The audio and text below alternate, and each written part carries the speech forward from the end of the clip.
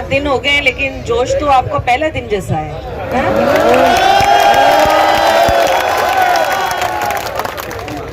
आपके यहाँ आकर तो मुझे भी जोश आ गया है कि नहीं, कुछ तो करना पड़ेगा।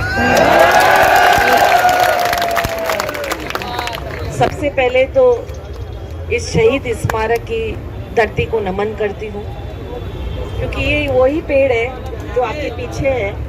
इसी पेड़ के नीचे मेरे पिताजी शहीद गुलशन छाबड़ा जी आमरण अनशन पे बैठते थे, और चाहे सरकार कांग्रेस की रही हो, चाहे भाजपा की रही हो, लेकिन जब सामाजिक मुद्दों की लड़ाई होती है, उन मुद्दों की लड़ाई के लिए मेरे पिताजी डटकर खड़े रहते थे। और हमने भी जब भी आंदोलन की शुरुआत की है, इस शहीद स्मारक से ही की है। और मेरा मानना है कि इस शहीद स्मारक में आज तक जितने भी आंदोलन हुए, ईश्वर की कृपा से उनको कुछ ना कुछ प्राप्त हुआ ही है।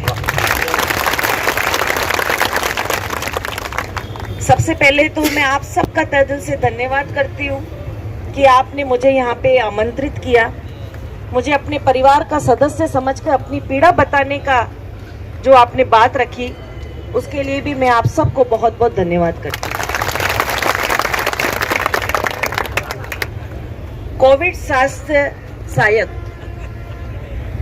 मैं जहाँ तक जानती हूँ, परिभाषा अच्छी तरह आप लोग जानते हैं, लेकिन मैं यहाँ तक जानती हूँ कि जिस समय कोविड काल चल रहा था, उस समय जब अपने परिवार के लोग साथ छोड़कर चले गए थे, उस टाइम आप लोगों ने हमारी मदद की थी। एक बच्चे को पिता छोड़ के चला गया, एक माँ को एक बेटा छोड़ के चला गया। ऐसे ऐसे जो हम टीवियों पे सुनते थे, अखबारों में सुनते थे, उस टाइम वॉरियंट्स की तरह आपने काम किया। उसके लिए भी आप सबको तहे दिल से मैं धन्यवाद करती हूँ। जिस तरह से मुझे मालूम चला कि आपको पहले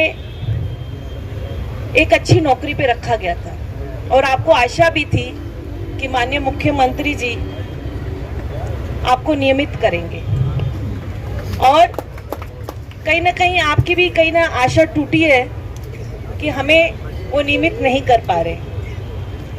लेकिन मैं ये अच्छी तरह जानती हूँ कि हमारे माननीय मुख्यमंत्री अशोक गहलोत जी एक संवेदनशील मुख्यमंत्री हैं।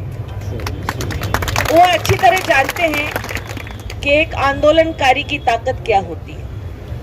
आप यहाँ बैठे हैं, लेकिन जानकारी उनको भी शायद सही तरीके से या तो पहुंचाई नहीं गई है, या तो उन तक पहुंची नहीं गई है। अगर उन तक पहुंच जाती तो ये 7 दिन आपको धरने पर नहीं बैठना पड़ता। मैं उम्मीद करती हूँ आपने जिस आशा से, जिस उम्मीद से मुझे यहाँ पे आमंत्रित किया है कि आपकी मांगों को मैं माननीय मुख्यमंत्री जी तक पहुँचाऊँ, और माननीय मुख्यमंत्री जी को भी ये कह सकूँ कि ये आप ही के बच्चे हैं, जिन्होंने आप ही के ही दिशा निर्देश पर, क्योंकि जब भी माननीय मुख्यमंत्री जी की वीसी होती थी, वो सब यही कहते थे कि देश को आप सबकी जरूरत है, सामाजिक संगठनों की जरूरत है। और आप जैसे युवा जो इतनी संख्या में पूरे राजस्थान के प्रत्येक जिले से आए हैं, गांव से आए हैं, ढाणियों से आए हैं, तो इतनी गर्मी में बैठने का मजबूर तो आपको किया गया, तो ही तो आप इतनी गर्मी में बैठे हो, वो भी 7 दिन से बैठे हो। और मेरे भाई अनशनकारी जो बैठे हुए इतने दिन से, मैं तो इनसे यही विनती आग्रह करूंगी, आप अपने स्वास्थ्य का ध्यान रखिए, क्योंकि मेरे पिताजी ने भी अनशन किया था, और अनशन उनका 33 दिन तक चला। 33 दिन तक भूखे प्यासे सरकार से एक ही निवेदन करते रहे कि राजस्थान में शराबबंदी लागू करनी चाहिए, हमारा राजस्थान नशा मुक्त राजस्थान होना चाहिए, और भ्रष्टाचार मुक्त लोकायुक्त कानून लागू होना चाहिए। लेकिन सरकारों ने नहीं सुनी, और आखिरकार मेरे पिताजी को अस्पताल में ही अपनी शहादत देने के लिए मजबूर किया। तो मैं अपने पिताजी को नमन करती हूँ कि उन्होंने इतना बड़ा जो काम किया, इतनी बड़ी जो शहादत दी, वो अपने व्यक्तिगत स्वार्थ के लिए नहीं दी। उन्होंने इतनी बड़ी शहादत राजस्थान की प्रत्येक महिला के मान सम्मान सुरक्षा के लिए दी, राजस्थान के प्रत्येक युवा के उज्जवल भविष्य के लिए दी। क्योंकि आप सब लोग जानते हैं कि नशा किसी भी चीज का हो नाश का कारण होता है, और इस शराब से अगर सबसे ज्यादा खामियाजा किसी को भुगतना पड़ता है तो यहाँ पे मेरी बहुत बड़ी तादाद में मात्र शक्ति बैठी हुई है, वो अच्छी तरह जानती हैं कि ये केवल खामियाजा एक नारी शक्ति को ही भुगतना पड़ता है। तो मैं इस नारी शक्ति को भी नमन करती हूँ कि आप भी यहाँ पर पधारे हो, इस आंदोलन का हिस्सा बने हो। बस इतना कहना चाहूंगी कि मैं पूरी कोशिश करूंगी कि आपकी बात स्वास्थ्य मंत्री परसारी लाल मीणा जी तक भी पहुंचाई जाए, हमारे माननीय मुख्यमंत्री अशोक गहलोत जी तक भी पहुंचाई जाए, और कहीं ना कहीं आपके आंदोलन को एक बल मिल सके कि हमने जो आपने बात रखी थी हमने उसको पहुंचाया है। मैं आपसे बस यही कहूंगी कि आप लगे रहिए, ईश्वर आपकी सुनेगा। नवरात्रे चल रहे हैं, और नवरात्रों में वैसे भी सब लोग हम उपवास ही रख के बैठे हुए, तो यही सोचिए कि उपवास ही चल रहा है अपना, और 10वें दिन भगवान राम तो पधार ही जाएंगे और वो कहीं ना कहीं आपकी सुन ही लेंगे।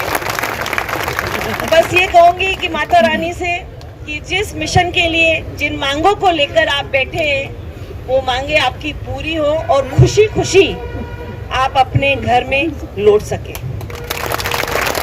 आप ही के लिए लाइनें बोलना चाहूंगी कि मंजिल मिले न मिले ये मुकद्दर की बात है। 7 दिन से आप संघर्ष कर रहे हैं, बहुत लोगों के मन में होगा पता नहीं क्या होगा क्या होगा क्या होगा। इतने दिन से बैठे हैं, हमारे कुछ नेता हमको बिठा के बैठे हैं, पता नहीं क्या होगा क्या होगा। उसके लिए बोलना चाहूंगी कि मंजिल मिले न मिले ये मुकद्दर की बात है, आप और मैं कोशिश भी न करें ये गलत बात है। कोशिश तो हमको करनी पड़ेगी और ये लड़ाई लड़नी पड़ेगी, और सही के लिए बैठे हैं हम, अपने हक के लिए बैठे हैं और अपने हक की लड़ाई के लिए बैठे हैं, तो सरकार को मानना ही पड़ेगा। आप वो लोग हो जिनके लिए फूलों की वर्षा की गई थी। सही कह रही हूँ कि नहीं कह रही हूँ मैं? जिनके लिए फूलों की वर्षा की गई थी, आज उसको धूप के पे बिठा दिया गया है? तो ये भी सोचना कि कोविड अभी गया नहीं है, कोविड अभी गया नहीं है,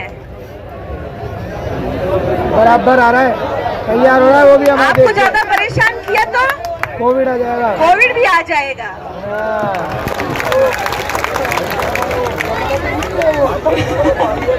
क्योंकि देखो, जिनका सबसे ज्यादा कोविड से रिश्ता रहा वो आप लोगों का रहा।